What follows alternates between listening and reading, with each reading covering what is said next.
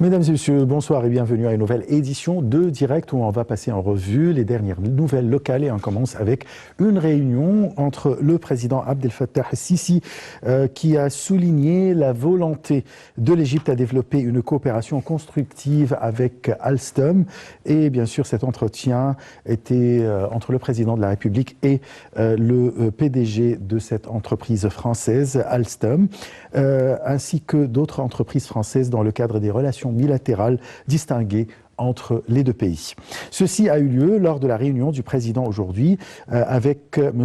Henri Popar-Lavarge, président du groupe français Alstom, en présence du Premier ministre égyptien Mustafa Madbouli et le ministre des Transports Kamel El-Waziri. Le porte-parole de la présidence a déclaré que la réunion portait sur une coopération conjointe avec la société française Alstom dans le secteur des transports publics.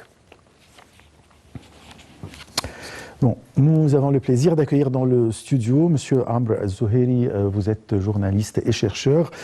Alors voilà, quelle est l'importance de cette réunion, surtout que l'Égypte est en voie de développement avec un processus de construction partout. Voilà.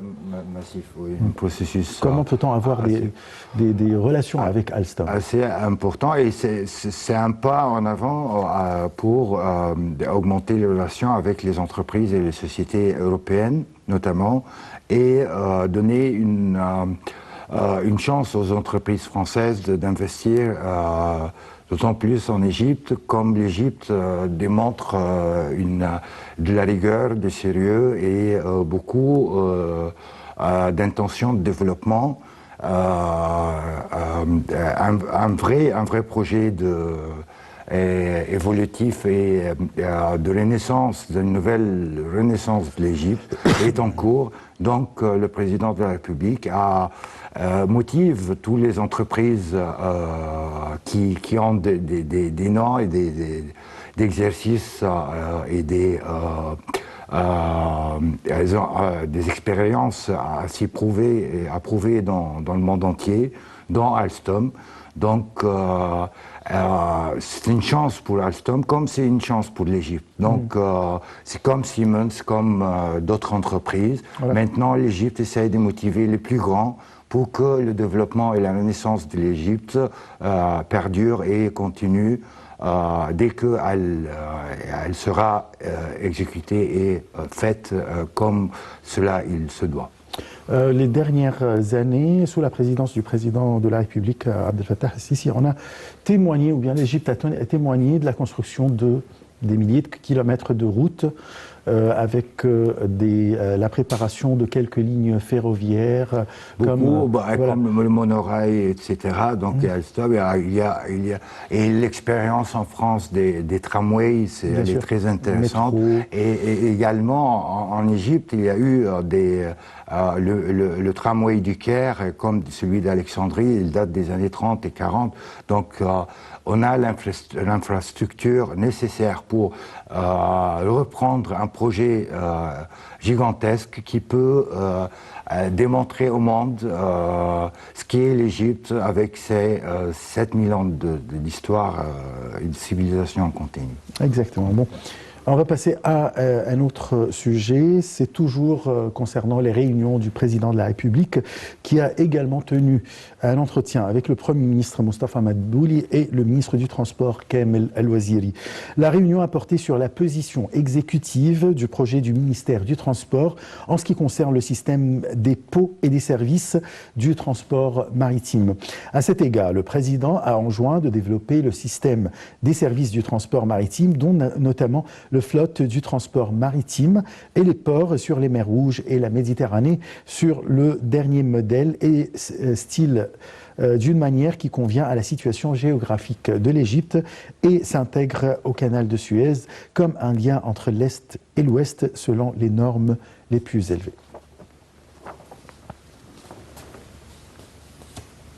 Voilà, c'est toujours le même sujet peut-être, oui, c'est-à-dire on a eu une réunion avec Lavarge. Oui, c'est dans la suite du transport. Donc le transport, c'est quelque chose de très important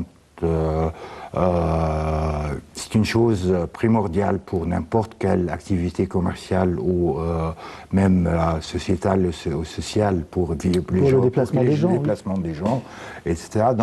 Donc ce qui pourrait améliorer comment dire, la présence de l'Égypte en Afrique et au Moyen-Orient, avec son privilège d'avoir la Méditerranée et la mer Rouge, et en étant au milieu des trois continents, donc un passage maritime très important avec le canal de Suez.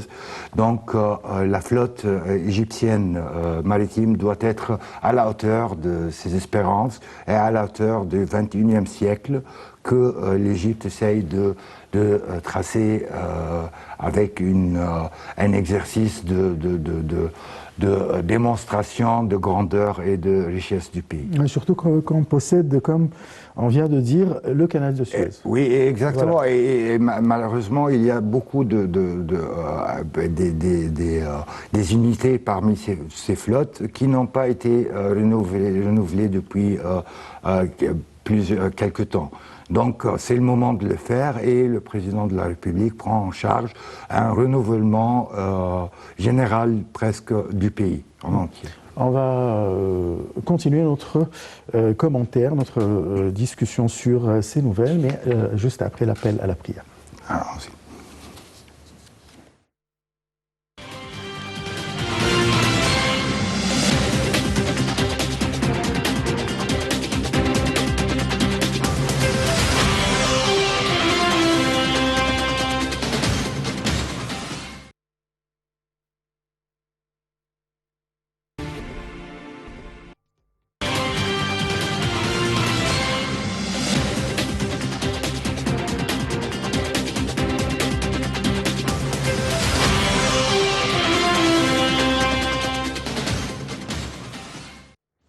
Nous poursuivons notre émission avec une nouvelle très importante. Ça concerne la ministre de la Santé et de la Population, Hala Zeid, qui a annoncé que l'Égypte a reçu 300 000 doses du vaccin chinois Sinopharm, tout en affirmant que cette démarche confirme la profondeur des relations distinguées entre l'Égypte et la Chine.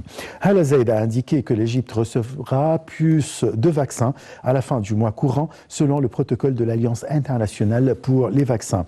La ministre de la Santé s'exprimait lors d'une conférence de presse conjointe avec l'ambassadeur chinois au Caire. Elle a ajouté que l'Égypte collaborait avec le côté chinois pour la production du vaccin Sinopharm et qu'un accord sera signé au cours de mars pour sa production en Égypte et sa distribution au continent africain. L'ambassadeur chinois au Caire a pour sa part mis l'accent sur les relations égypto-chinoises étroites, tout en soulignant que la Chine œuvrait à garantir la distribution équitable de son vaccin anti-Covid-19 en coopération avec l'Alliance internationale pour les vaccins.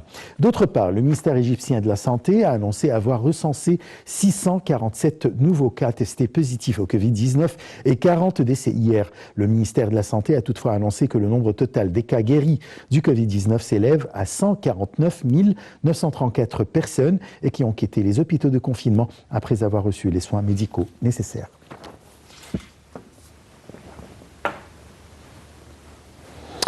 Alors voilà, comme vient de dire la ministre, qu'on vient de recevoir 300 000 doses, il y aura d'autres doses qui arrivent, mais la nouvelle la plus importante, c'est on va signer un accord entre l'Égypte et la Chine, en vertu duquel on va produire le vaccin chinois pour le transporter non seulement en Égypte, mais pour l'exporter en Afrique. C'est bien, c'est très intéressant et c'est un pas en avant pour résoudre le problème du Covid actuellement. Le vaccin chinois, il n'est pas classé comme dangereux, comme par exemple le AstraZeneca qui a été sujet de polémique pendant quelque temps, enfin disant que 79% il est actif et c'est possible, etc. Donc il était loin de toutes ces histoires et avec le processus de collaboration avec la Chine, on peut donner à l'Afrique presque l'ensemble de ces demandes de vaccins.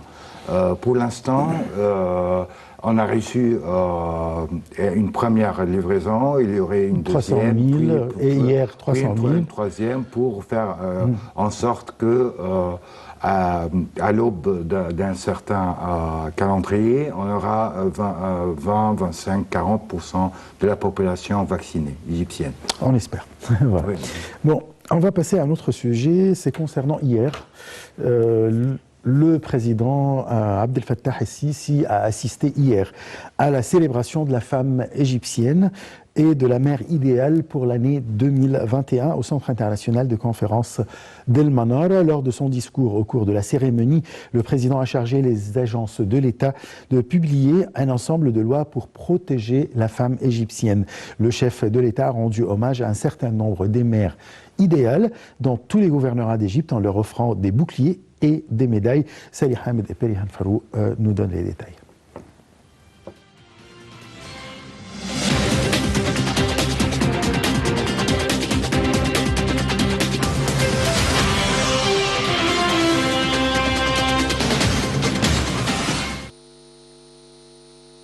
Le président Abdel Fattah el-Sisi a assisté hier à la célébration de la femme égyptienne et de la mère idéale pour l'année 2021 au Centre international de conférence d'El Manara.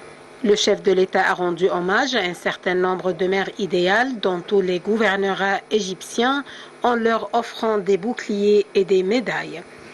Lors de son discours, au cours de cette cérémonie, le président el-Sisi a chargé les agences de l'État de publier un ensemble de lois pour protéger la femme. Il a déclaré qu'il saisit cette occasion pour saluer la femme égyptienne avec toute appréciation et fierté. Elle est la conscience de la nation et la gardienne honnête de l'identité égyptienne, selon la propre expression du chef de l'État. El-Sisi a déclaré qu'au cours des dernières années, la célébration de la femme égyptienne est devenue une tradition très chère qui touche particulièrement le cœur en tant que signe de reconnaissance, d'appréciation et de respect à l'égard de ses efforts, ses sacrifices quotidiens et sa participation inlassable à la construction de la patrie. Le président el-Sisi a souligné que depuis qu'il a assumé la responsabilité du pays, il a fait appel au soutien et à l'autonomisation de la femme et c'est ainsi que la femme égyptienne est devenue une mélodie suivie dans toutes les instances internationales dans divers domaines. Permettez-moi de le dire franchement, à la femme égyptienne, vous êtes l'héroïne du succès des politiques et des plans de l'État.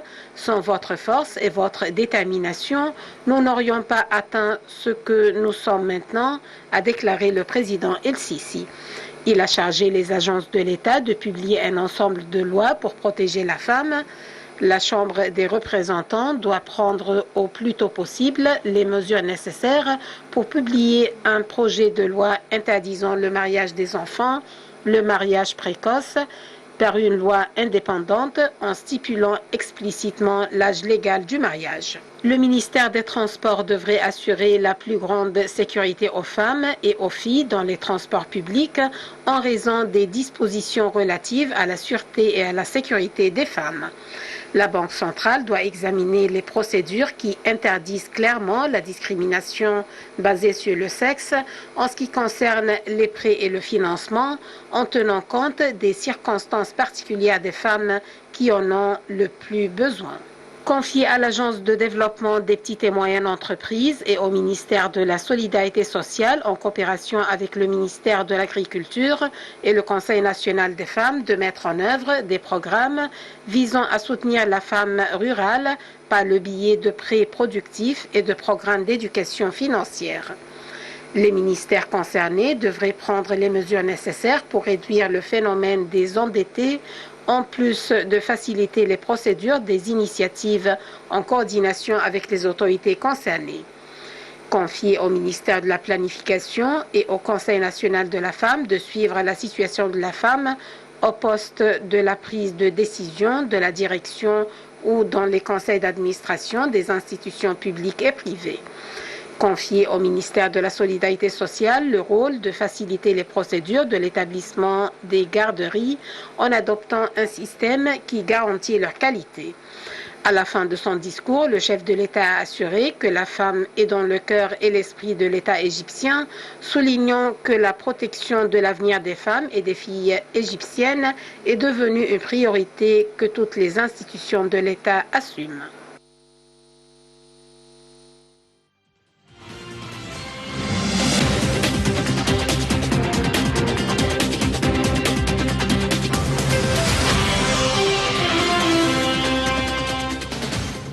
Comme chaque année, l'Égypte a célébré hier, le 21 mars, la fête des mères. La fête égyptienne des mères. Voilà, la fête des mères en Égypte. Voilà. En Égypte, ouais.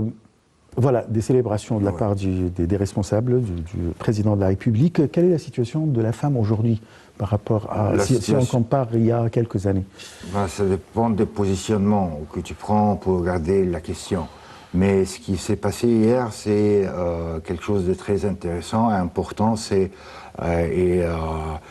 l'insistance du président de marquer le coup et en annonçant, faire toutes ces déclarations qu'il a faites et en donnant des cadeaux et des bouquets même aujourd'hui, il a donné des titres à des femmes pour les encourager et leur démontrer qu'ils sont la part la plus importante de la société égyptienne. Et en 5 ans, l'Égypte a progressé. Aujourd'hui, il y a 8 ministres femmes au gouvernement. Il y a une participation très importante dans les 2 chambres du Parlement égyptien. 25% à peu près. À peu près. Donc, on a fait des élans considérables à ce niveau pour donner à la femme égyptienne le pouvoir. Le droit, même, on ne fait pas trop, mais on fait le nécessaire pour que la société égyptienne soit sur des bases d'égalité homme-femme, sans préférence d'un genre à un autre. Voilà. Donc, c'est dans ce cadre que se représente cette ces célébrations. Oui. Bon, je passe à un autre sujet. Cette fois-ci, c'est plutôt économique. C'est l'Égypte qui va enregistrer une croissance de 6% pour le prochain exercice financier et son PIB progressera de 3% pour l'actuel exercice. C'est ce que prévoit l'agence de notation internationale Fitch, citée par le ministère de la Planification et du Développement économique. Salih Ahmed Yarachoucha nous donne les détails.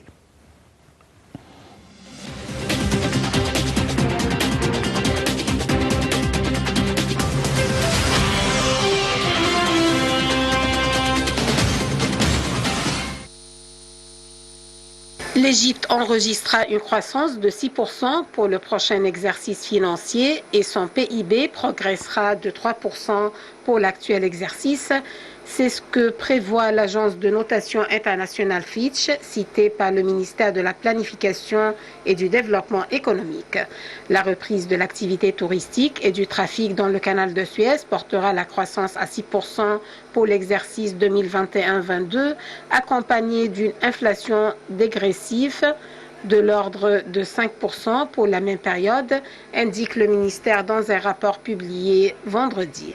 Les réformes entreprises par l'Égypte soutiennent la note qui lui est attribuée et les projections relatives à son économie, ajoute le rapport, qui met en exergue la stabilité et la résilience de l'économie égyptienne face à la crise sanitaire engendrée par la pandémie de Covid-19.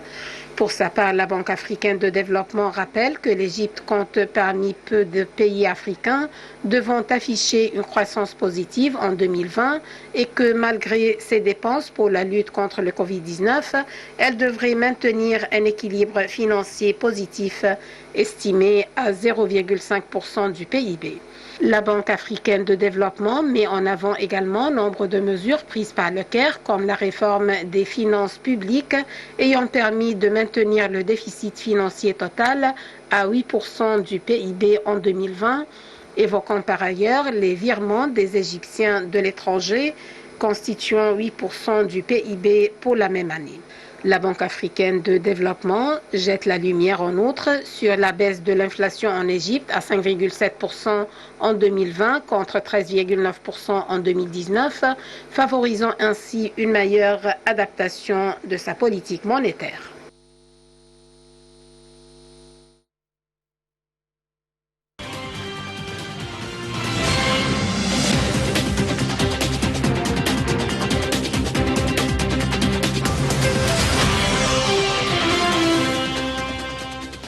C'est une très bonne nouvelle malgré la récession mondiale, malgré les crises économiques dans tout le monde. Et sanitaires, voilà, il y a Fitch qui prévoit une augmentation du PIB égyptien jusqu'à 3%, de taux de croissance de 6%. Alors et je pense comment vous le commentez?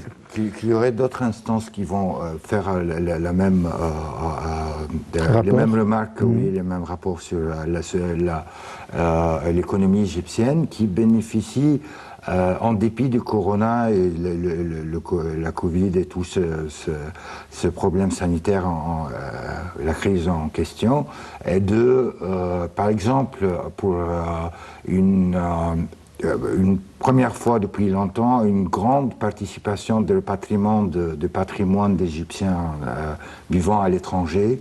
Donc probablement c'est sur une base de réinstallation dans le pays, comme ça se voit qu'il y a beaucoup de progrès dans le domaine de l'habitat, dans les constructions, etc.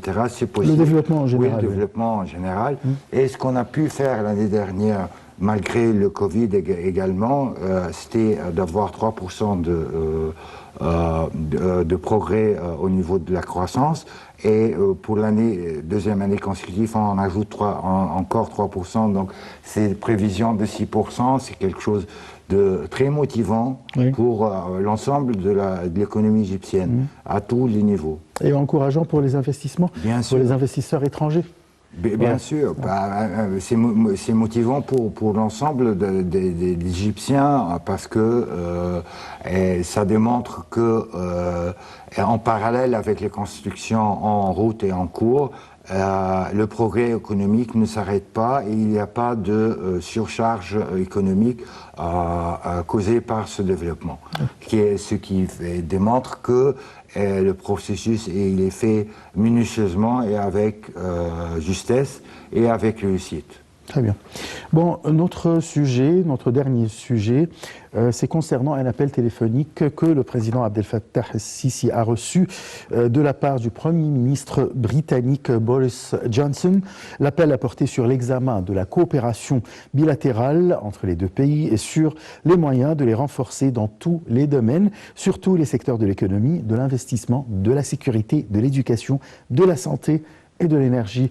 Yara Choucha et Salih Ahmed nous donnent les détails.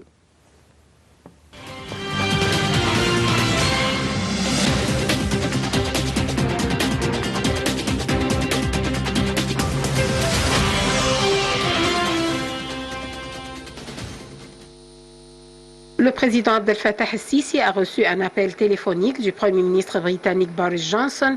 L'entretien a porté sur l'examen de la coopération bilatérale entre les deux pays et sur les moyens de les renforcer dans tous les domaines, surtout les secteurs de l'économie, de l'investissement, de la sécurité, de l'éducation, de la santé et de l'énergie.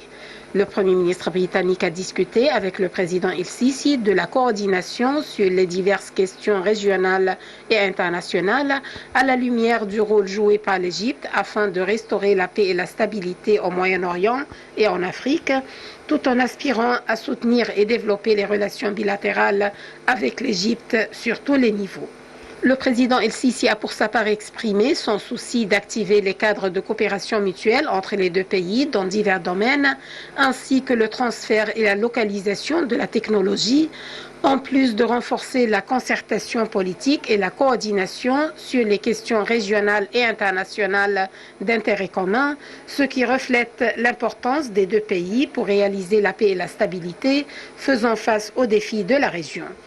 L'appel téléphonique a également porté sur un nombre de questions régionales, dont la situation en Libye, où le Premier ministre britannique a exprimé sa profonde reconnaissance pour le rôle central de l'Égypte sous la direction du chef de l'État visant à régler la cause libyenne et ses efforts afin de promouvoir pour pousser le processus politique et restaurer les institutions étatiques. Des points de vue ont été également échangés concernant la question du barrage de la Renaissance, le président El-Sisi réaffirmant l'importance primordiale de cette cause en tant que question de sécurité nationale et l'adhésion de l'Égypte à cette loi sur l'eau à travers la conclusion d'un accord juridique contraignant qui garantit des règles claires pour le remplissage et l'exploitation du barrage.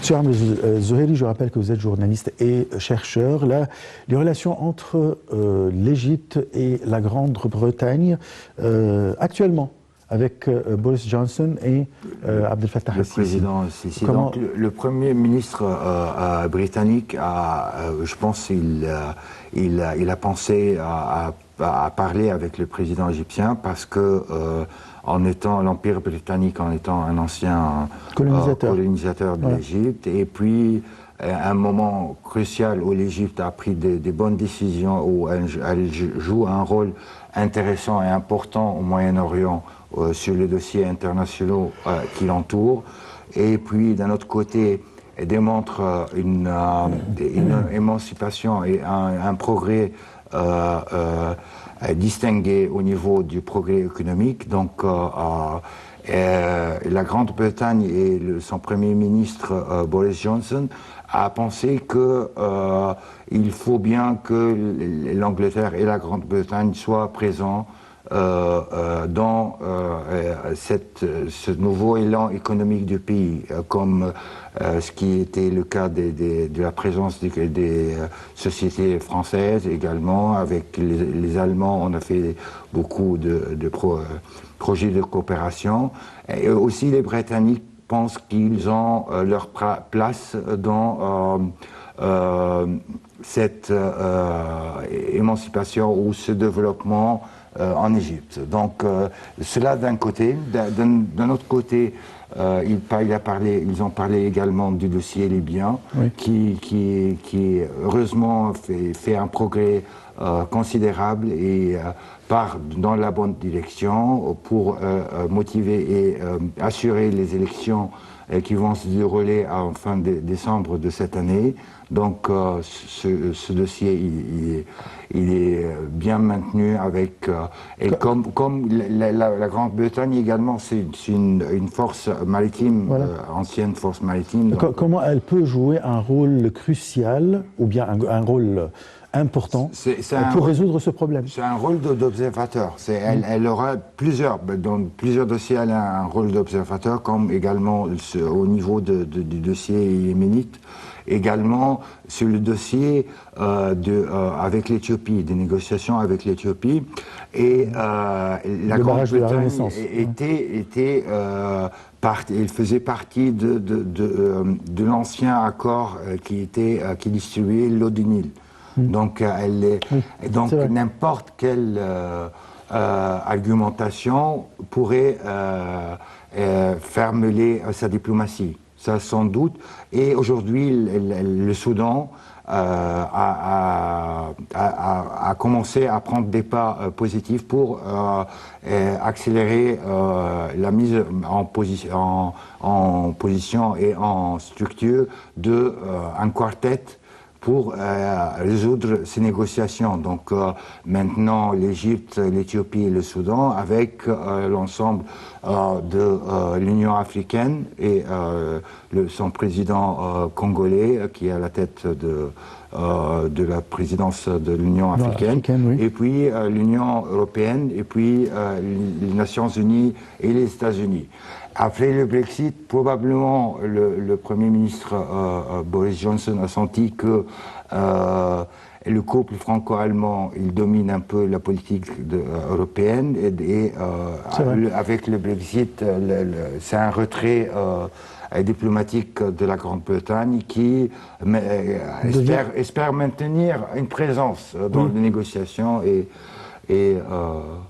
Non, ma question, c'est concernant la présence de la Grande-Bretagne en même temps des États-Unis. C'est-à-dire, comme nous avons témoigné, le monde a témoigné que l'administration Trump, avec l'administration britannique, Boris Johnson toujours, elles étaient loin de toute la politique du Moyen-Orient. Oui. Presque. Oui. Elles n'étaient pas là.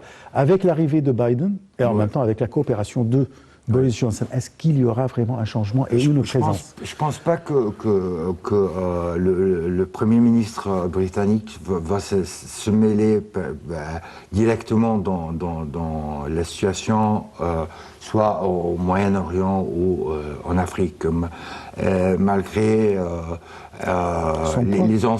son poids et l'ancien, comment dire, espérance ou allure de l'Empire britannique. Donc, il a sa présence nominative très importante, mais dans un cadre pour résoudre le problème de l'emplissement du deuxième emplissement du barrage.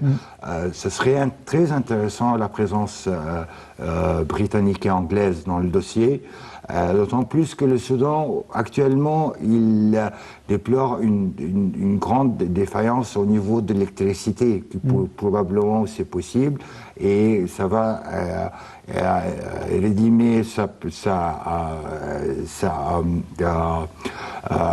son électricité par deux. Donc ça va réduire cela et ça va causer des grands problèmes. Donc ce qu'il faut actuellement, c'est une présence internationale assez soutenue, par des accords anciens avec des plans et beaucoup d'intérêt pour résoudre le problème avec l'Éthiopie. C'est pas un problème, normalement, ça devrait pas être un problème, comme le Premier ministre a promis qu'il fera cela dans le bénéfice de l'ensemble des pays concernés, donc et le Soudan et l'Égypte. Mais actuellement, nous sommes dans un point crucial pour maintenir cette action au début de l'été. Donc probablement c'est pas le moment où ça devrait être au ralenti, d'une façon que ça perturbe pas les projets en cours au Soudan ou en Égypte. Vous trouvez que la diplomatie égyptienne joue un rôle important quand même, c'est-à-dire un rôle réussi actuellement concernant les dossiers régionaux surtout? Sans doute, avec en tête le président de la République qui donne des directives assez importantes et assez sérieuses. Assez sages. Oui, assez sérieuses. Et le ministre des Affaires étrangères, M. Sameh Shoukry, il fait le maximum pour réaliser tous les souhaits et les indications du président avec un grand succès. Monsieur Amr Zoheri, vous êtes chercheur et journaliste. Je vous remercie beaucoup pour ces explications. On se donne un rendez-vous demain, chers téléspectateurs, avec une autre émission de Direct. Au revoir.